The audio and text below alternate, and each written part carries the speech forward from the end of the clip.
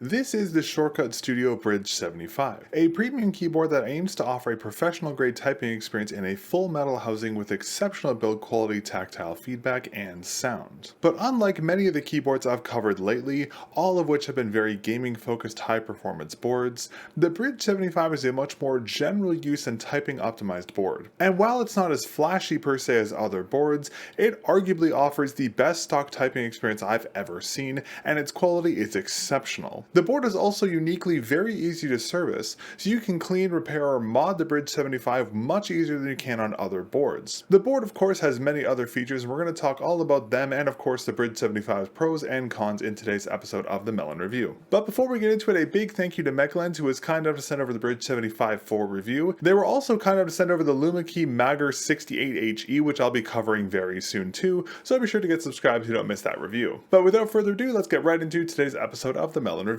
In terms of testing parameters, I used the Bridge75 for roughly 3 weeks, daily driving the board for both work and gaming use. mel0n was actually kind enough to send over 2 versions of the Bridge75, one with the Princess switches and one with the SC switches, and I used both versions of the board over my testing period interchangeably. In terms of pricing, the Bridge75 retails for 206 Canadian dollars, a bit of a steeper price for a keyboard, but in my opinion the board's features, feel, and of course its build quality more than justify the price, and I'll talk more about this in a moment. Now, the standard version of the Bridge75 comes in 2 colorways, a black and a silver colorway, both of which have full metal housings and look fantastic. Now, to quickly clarify, there is a plus version of the Bridge75 available that does offer some improvements over the standard version, such as full RGB lighting, a bigger battery, an added pet sheet, and some other improvements, but it retails for a higher price than the standard version I have here today, and there's also another version as Shortcutstudio recently released an HE version of the Bridge75, which definitely piques my interest. So if you'd like to see reviews of the Plus version of the Bridge75 and of course the HE version,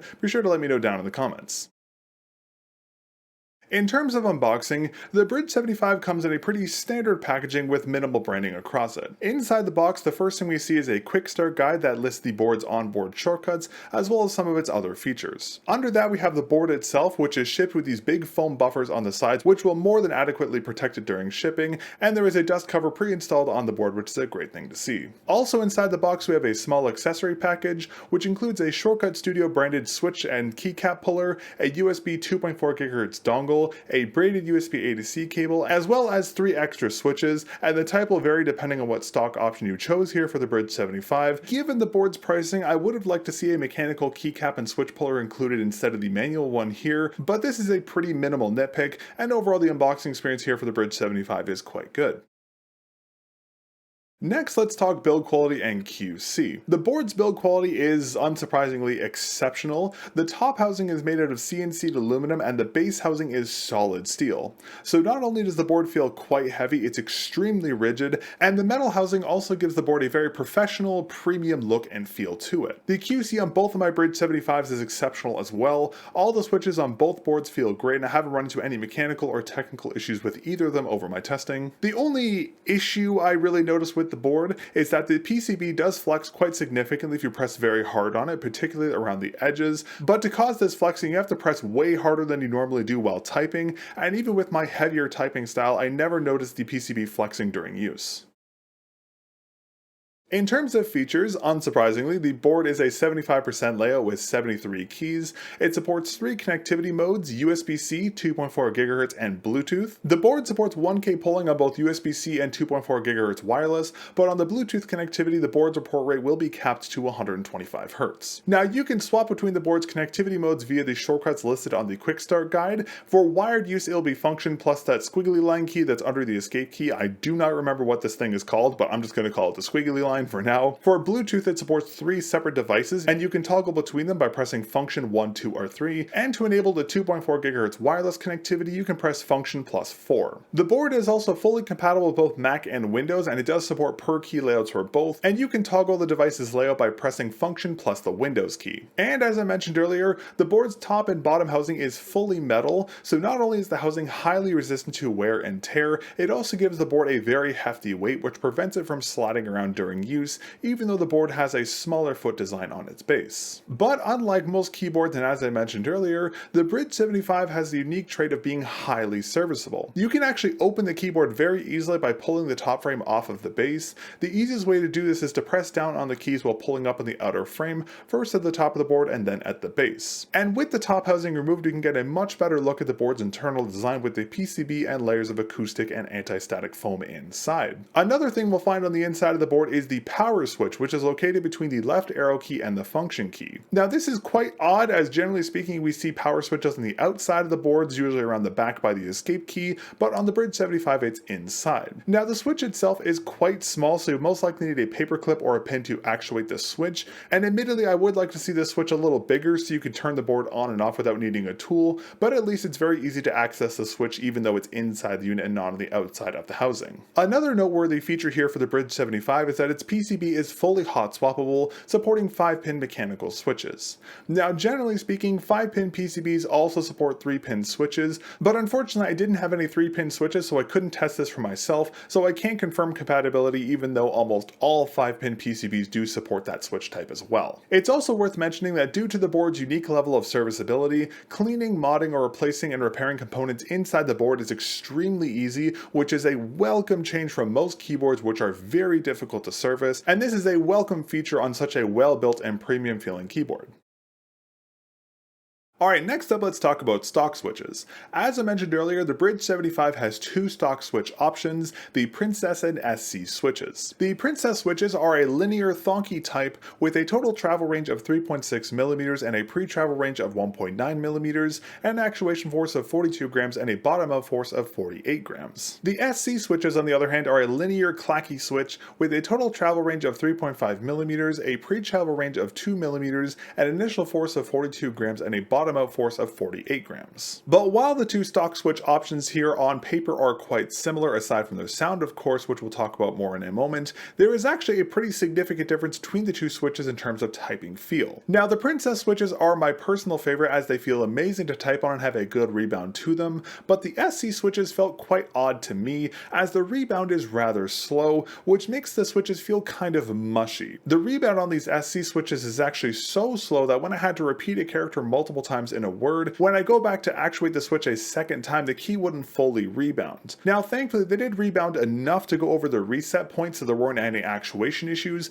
but the switches didn't exactly feel crispy. Now to be clear, I'm much more accustomed to snappier, more responsive switches like the Princess switches, and I type very heavily. So while I found the SC switches to be a little mushy, typers with a lighter typing style likely won't have an issue with them, but keep this in mind if you're considering the Bridge75, as the SC switches do feel quite different from the Princess switches despite their similar on paper specs. And as I mentioned earlier, the Bridge75's PC is fully hot swappable, so you can always use your preferred type of aftermarket mechanical switches here on the Bridge75 if you dislike the board's stock SC or Princess switches.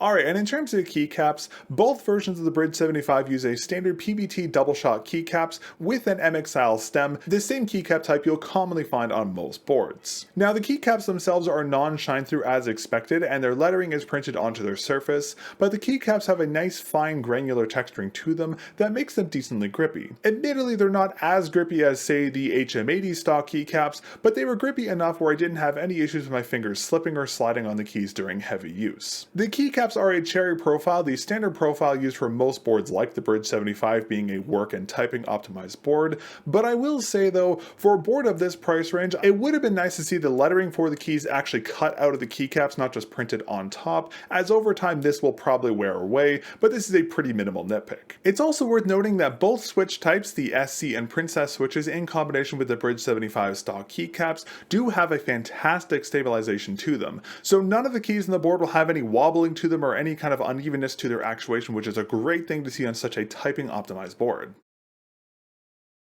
Now in terms of ergonomics, the Bridge75 is a little unique here as this board doesn't offer any kind of height adjustment unlike most if not all boards on the market.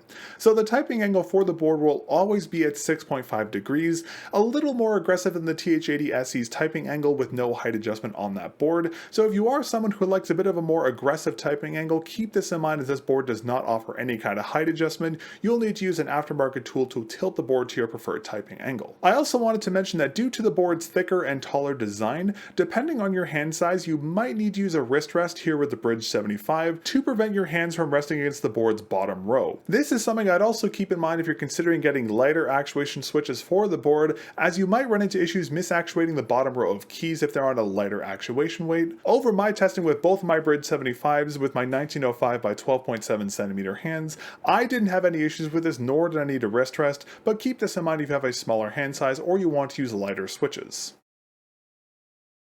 And in terms of acoustics, as I mentioned earlier, the Bridge75 has a fantastic stock sound to it, not only due to the board's metal housing, but also due to the several layers of dampening and acoustic foam inside the board. Instead of me trying to explain how the board sounds, I'm just going to give you a sound test here of the board in its stock configuration with no mods, with both the clacky SC switches and the thonky Princess switches.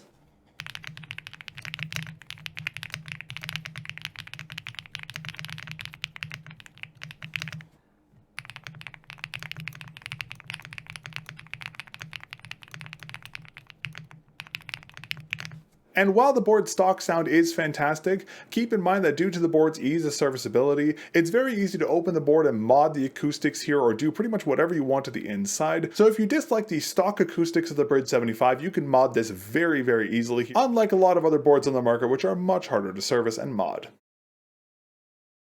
Now, so far in this review, I've been pretty positive about the Bridge75 as it is a very solid board, but it does have one critical weakness in my opinion, and that is its software, or I guess I should say lack thereof. Now, the Bridge75 does not have any kind of custom software like you traditionally find with like a Pulsar board or a Psychic keyboard. This board uses VIA for its software configuration. Now, this software is designed as a universal WebDriver for a bunch of keyboards, but this is designed for more advanced users, as in order to use VIA for the Bridge75, you have to configure VIA for the Bridge75 before you can actually use VIA to change any of the board's settings. Now, on the Shortcut Studio website, there is a full guide of how to set up VIA as well as how to connect it, and this guide will be linked down in the description and pinned in the comments for you, because it is a bit of a complicated process, and if I was going to go through the whole process in this video, we'd be here for a little too long. And once you finally do get VIA set up for your board and you have everything configured properly, the software does have all the expected settings such as a macro editor, a key map editor, etc. But if you want to use an alternative key layout here on the Bridge75, you'll need to manually configure, which is a less than ideal user experience compared to other boards such as the PC MK2HE, where you can swap the keyboard's key layout with a click of a button. Now, given the nature of the Bridge75 and its target audience being professionals and enthusiasts,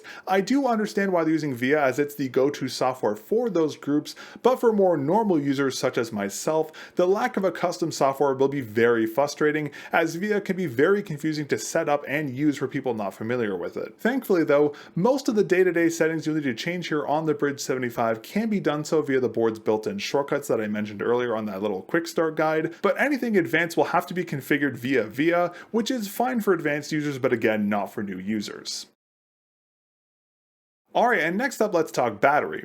The Bridge75 uses a 4000 mAh battery, but interestingly enough, Shortcut Studio isn't advertising any kind of battery estimates here for the board. But for what I was able to gather from their Discord from a bunch of other users who also have the Bridge75, they said the board's battery will last around 2.5 weeks if you use it for around 8 to 10 hours of daily use. Now, from my experience using the board via its 2.4 GHz wireless connectivity, the board's battery didn't drain below 80% after using it for around 10 to 12 hours a day for about 6 days straight. And given that, I assume the board's battery life will be around the 2.5 week estimate I mentioned earlier, if not a little longer. It's also worth noting that if you use the board via its Bluetooth connectivity, its battery will be significantly longer than the 2.5 week estimate, as it does only pull at 125 Hz, not 1000. Now, to check the Bridge75's battery level, you can press Function plus D, which will illuminate the escape key's backlight, and it will turn red if the battery is at 0 to 9%, yellow for 10% to 49%, blue for 50% to 79%, and green for 80 to 100%. And during charging, you can press Function D again to illuminate the escape key's backlight,